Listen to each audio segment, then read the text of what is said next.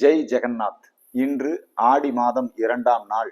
இந்த அகிலமே வியந்து போற்றுகின்ற ஒரு திருவிழா பாரத நாட்டின் ஒரிசா கடற்கரையோரத்தில் புரி ஜெகநாதர் திருக்கோயிலுடைய தேர் திருவிழா.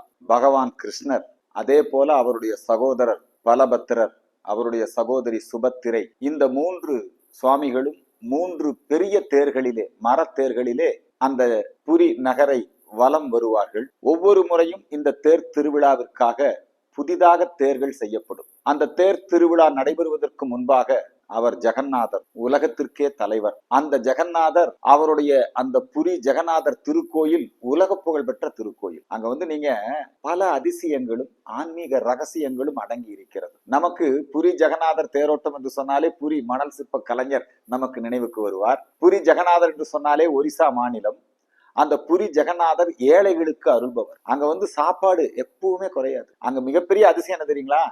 நீங்க பானைகள்ல வரிசையா அடுக்கி வைப்பாங்க. முதல்ல மேல இருக்கிற சட்டியில் இருக்கிற சாப்பாடு வேகும். அங்க போறவங்க யாரும் பட்னியோட திரும்ப மாட்டாங்க.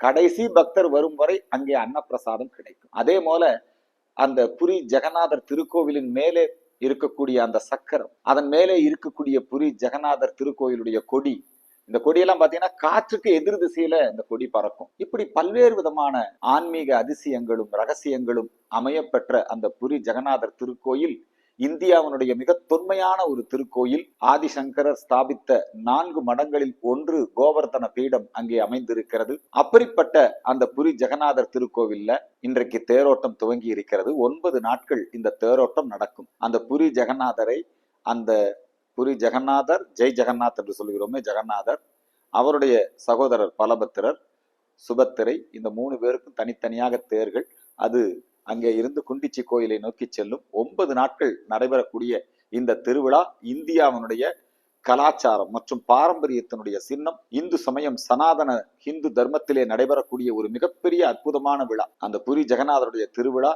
எப்பொழுதும் போல நம்முடைய பாரத நாடு இன்றைக்கு வல்லரசாக, நல்லரசாக இன்றைக்கு அமைந்திருக்கிறது. அந்த புரி ஜெகநாதர் திருக்கோவில் தேரோட்டம் நல்லபடியாக நடைபெற வேண்டும். ஜெகநாதருடைய அருள் அனைவருக்கும் கிடைத்திட வேண்டும் என்று வேண்டிக் கொள்கிறோம். ஜெய் ஜெகநாத்.